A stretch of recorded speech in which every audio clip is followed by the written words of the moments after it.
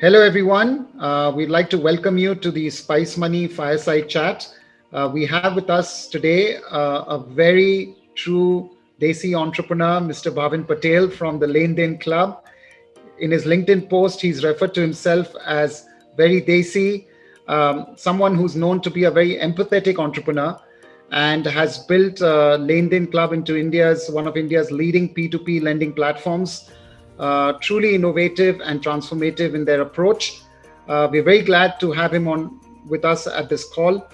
Just for our listeners, at Spice Money, we are a rural fintech organization very much focused on driving financial inclusion in rural India through the platform that we've deployed with over 1 million merchants in over 200,000 villages and small towns of India. We'll talk to Bhavin Bhai about his vision for rural India and how he sees LenDenClub playing a role in serving underserved markets. So, welcome to the program, Bhavin Bhai. Great to have you here. Pleasure, sir. It's good to have myself on this program, talking to you and probably discussing journey of LenDenClub and Spice Money together, and sharing what I have done with LenDenClub. Probably if that can inspire or give some clues to upcoming or budding entrepreneur in their journey, would be really great to know that. Bhavin Bhai, let's start off with, if you could just introduce to our listeners, what led you to create LenDenClub? What was the inspiration behind LenDenClub, and what made you start LenDenClub? Okay, so that goes back in 2006. So when I was in final year of engineering, three of us were very close friends, and we had set one target timeline that by 2013 we will start our business. We didn't know what we will do, but that was a broad goal which we had, and that we follow at LenDenClub today as well. That unless and until you have some deadline, you will never be able to reach goal. So that was a broad thought process at that point in time. In 2008, securitization crisis, which took the globe to complete turmoil, I along with one of my friends realized that securitization is a bad word at a global level, but in India that can do really wonders, because we are still at a nascent stage of financial freedom for financial institution. So securitization now is not being used in India. So with that thought process, we started giving consulting services to NBFCs, and I started getting exposure of various loan products. So I worked with NBFC, which were into commercial vehicle loans, two-wheeler loans, microfinance, personal loans, SME loans, machinery finance, etc. And got very good understanding because I used to visit customers. I used to spend a lot of time with MDs and owner of those NBFCs. So that pushed me hard towards lending businesses, and I started loving lending business per se, lending ecosystem in India. But one of the biggest fracture line I found was that majority of the lending companies are completely dependent on bank for their capital requirement. So a lot of time banks will take the plug away, and they don't have capital to deploy in the market, and they are at the mercy. So the idea was very simple, that can we find out one more possible instrument through which lending companies can raise capital from? And P2P is something which I was tracking since 2011 as it started getting some global exposure. And we thought it could be really great instrument for an economy like India, because macroeconomic factors in India supports that. We have very high saving rates, household saving rates, and possibly that tells us that even if a couple of percentage of that savings can go to P2P, it could be really large. So with that thought process, we started LenDenClub in 2015. So, Bhavin, of course, there are lots of P2P companies out there, and many have got licenses and all of that. But we see that LenDenClub has scaled significantly over this period of time. What has been the secret sauce behind LenDenClub's being able to scale? We pick up from your website that you've got about 2,500 crore worth of loans dispersed. I don't know what the recent numbers are. But basically, Bhavin Bhai, what's the secret sauce behind LenDenClub within the P2P space? So there are three things which we have always been focusing at LenDenClub. One is the focus on technology.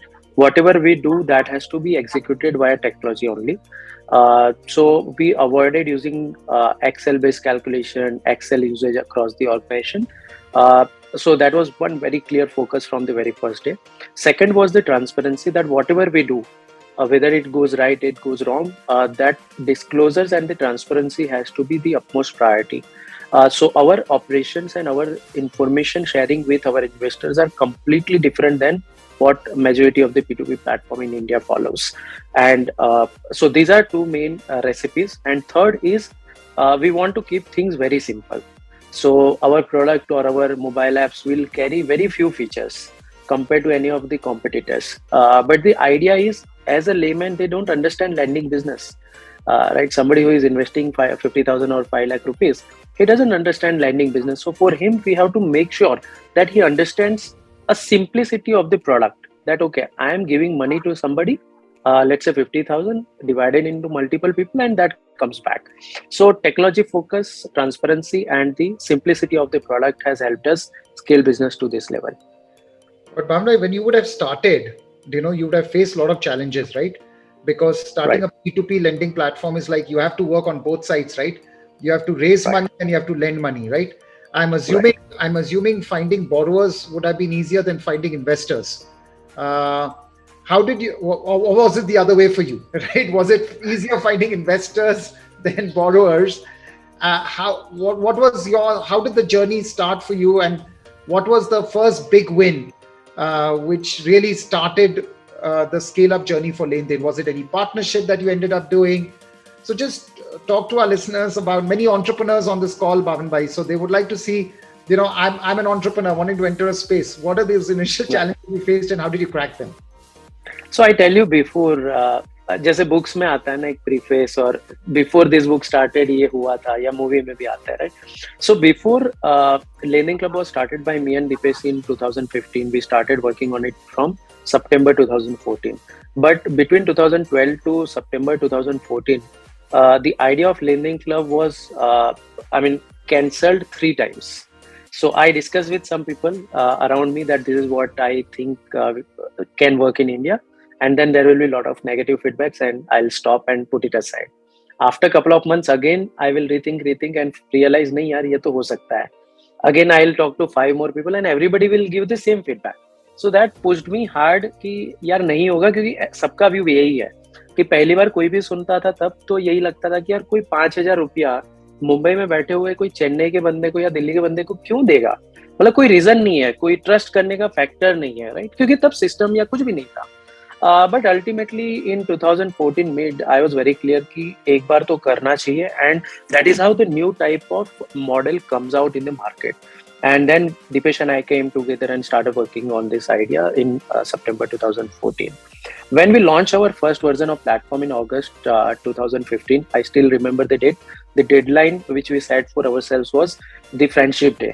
जो भी पहला Sunday अगस्त का आएगा उस दिन platform live होना चाहिए.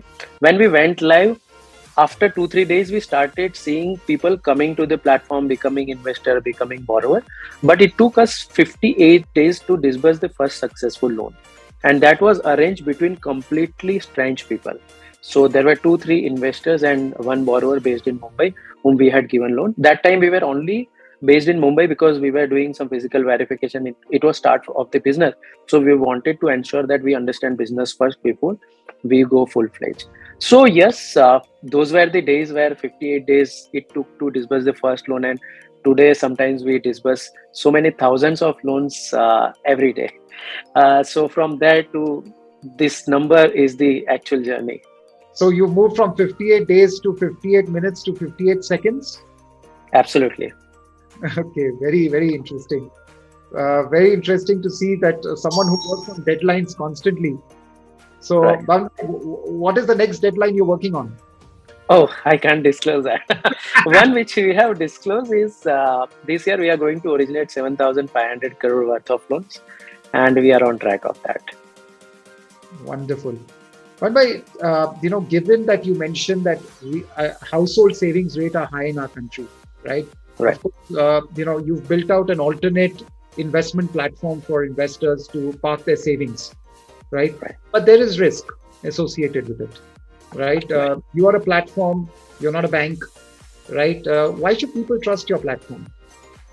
So likewise, as I said, when we started, definitely this was very prominent question, and it was difficult to tell anybody or make people believe into.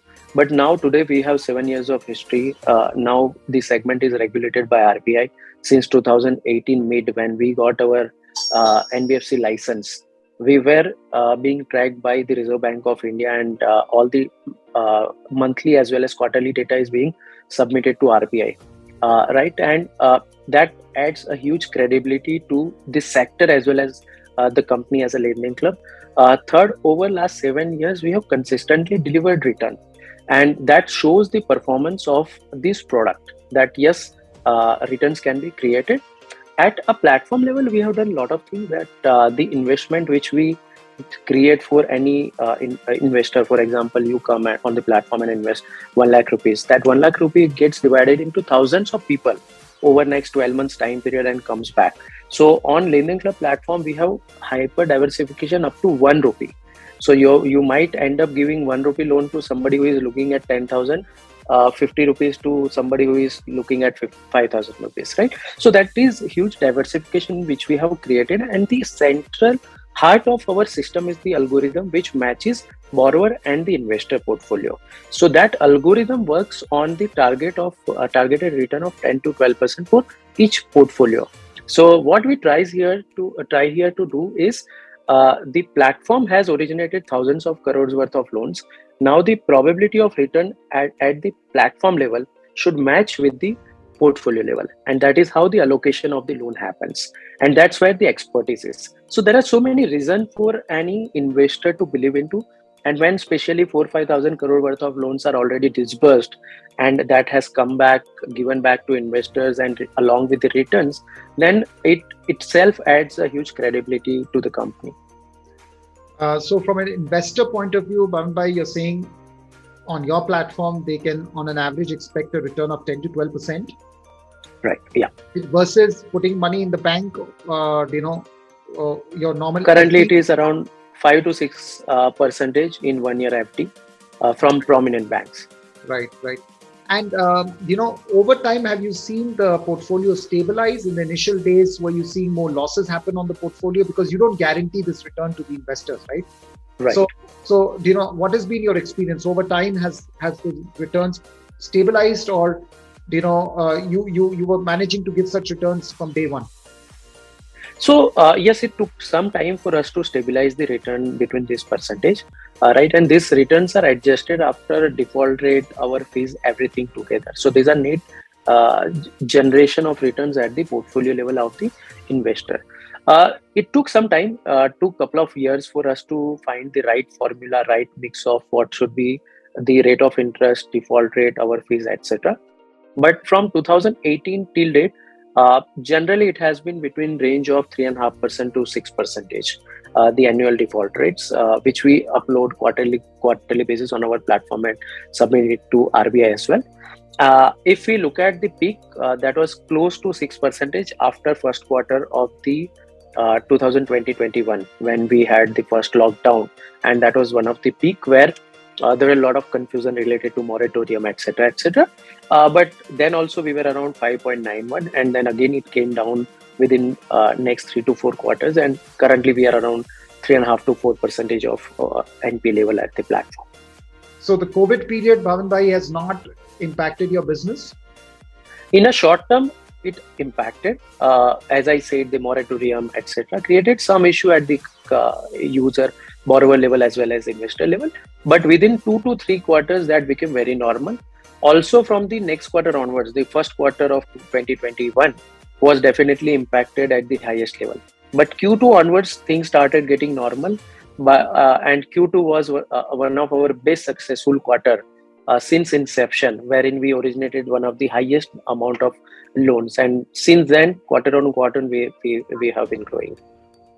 Just let's talk a bit about your borrower base, right? Do you have a lot of new to credit customers on your borrower side? We do have. Around 30% customers are new to credit. Are new to credit, right? And what would be the profile? Like, give us a feel of the profile of an average investor or an average borrower. Who are these people, right? Are they young? What kind of income levels do they have? Do you track what is the profile of your average investor and an average borrower? Yes, absolutely. So the average investor on the platform is in the age bracket of 25 to 40 years, who brings around 60 to 70% of the capital to the platform. And they have average investment portfolio anywhere between 5 lakh to 10 lakh at least, wherein they diversify 10 to 15% of their portfolio towards P2P investments. On the borrower side, majority of the borrower falls in the age bracket of 22 to 30, because of the obvious reason that they are more technology savvy and we are only digital only company. So our reach out to customer is only via our mobile app and website. Right. So that is the mix between the user. In terms of borrower profile, 70% of our borrower has some or other kind of history, with around 32 to 33 percentage borrowers falling in 750 plus CIBIL score as well. So it is not that only medium score or new to credit customer comes to our platform, but high CIBIL score customer also comes to our platform only because of one reason, is the speed of delivery. So we process a majority of our loans in completely automated way, and within 10 to 20 minutes time, customer gets money in his bank account. Even though there are so many challenges related to P2P operations are already there. So we have created a lot of technology around that how we, even though we operate in P2P format, how can we approve and disburse loan much faster than it was possible a couple of years back. Advai, would love to now talk to you a bit about the geography focus of your platform, right? You're digital, right? So I'm assuming investors and borrowers can come from anywhere, right? Effectively. Right. What have you seen the traction so far? To date, how many unique investors and unique borrowers have you had on your platform?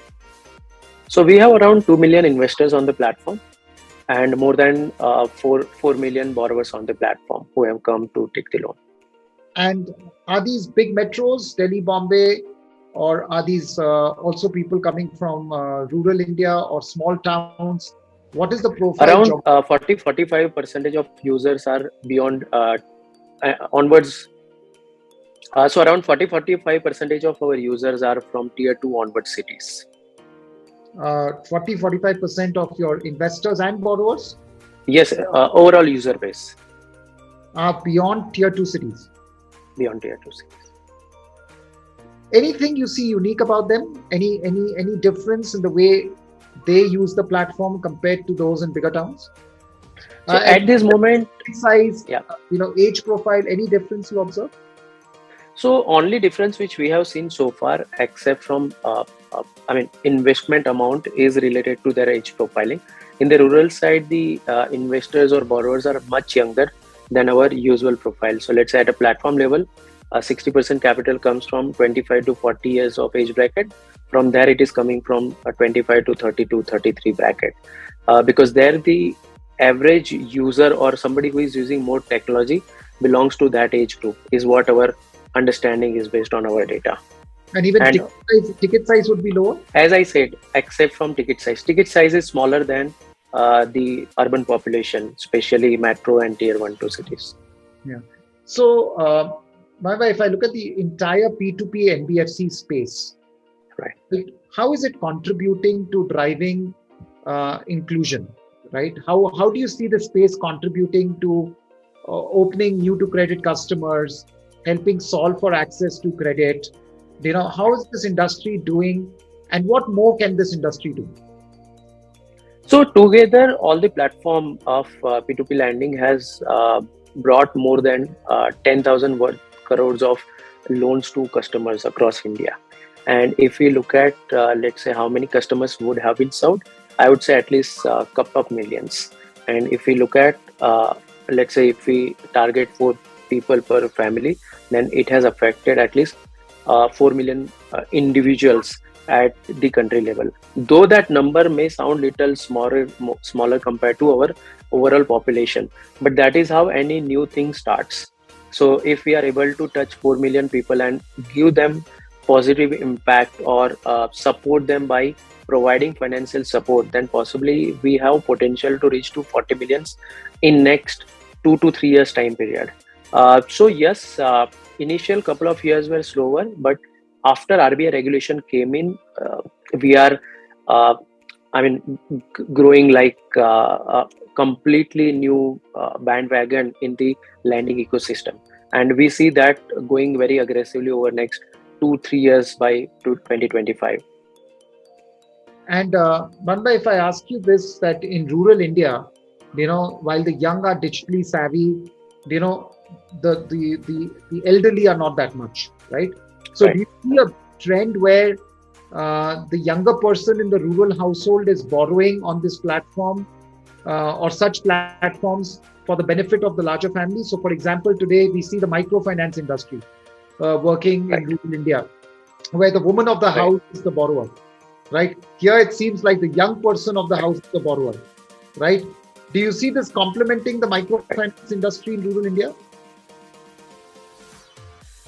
It would be, and especially the numbers which I shared with you, those were from the investment side, that the younger people are becoming investor. So another thing which we were understanding from our data point is that from tier two onward cities, people are more comfortable bringing investment, but little less comfortable taking loans from digital platform like us. So possibly they are more comfortable with the local institution, or when they see people, they are sitting in front of them, but possibly because of so much of digital awareness, and they have started doing digital transactions, they have started investments earlier than possibly borrowing. So you see more beyond tier two coming in the form of investors than Right. borrowers. Yes, Right? absolutely. So if I look at it, so on the investor side, about 30% coming from beyond tier two on the investor side. Yeah. So total user base level are around 40%, and investor level around 30 to 40%. The And, exact data. yeah, Uh, yeah, sure. But you're saying investors are more than borrowers from beyond tier two cities. yes, absolutely. The successful loan taken by the rural India is less compared to the successful investment made by those people. Right. So, Banbhai, it leads to the question, right? How does rural India borrow, right? Because, there is need for capital, right? Right. What could be potential models that one could build for rural India to be able to borrow? Today, they are depending on money lenders, Right. taking very high interest rates. Of course, they get the money when they want, but how do we bring them into the whole formal lending space? What are the ways, and what is your view in terms of getting rural India to be able to borrow? So I think there is one huge difference between the way consumption of services or goods is happening between metros or tier one cities and the rest of India. Here it is more transactional driven. When I say here, it is metro and tier one. Like somebody needs something, they will do a Google search. They see one or two supplier, they will go and consume the service, whether it is loan service or any other household service, anything else. Whereas in rural area or tier one onwards, it is still a phenomena that when people wants to meet people or they want to talk to people before they avail any services, and that's the reason if we talk about tier two cities onwards, still date people rely on a lot of agents in terms of making mutual fund investments, making post bank investment, whereas all those facilities are available in apps where they can go directly and do that, but those exist much higher at much higher level compared to metro and tier 1 cities. So I think because of that consumption pattern difference, it may take some more time. I'm not saying it will not happen, but it may happen in next couple of years, because the technology or the usage of internet also reached there little late. So possibly that understanding or the risk capacity or risk appetite that no, online can also be good for me, may take couple of more years.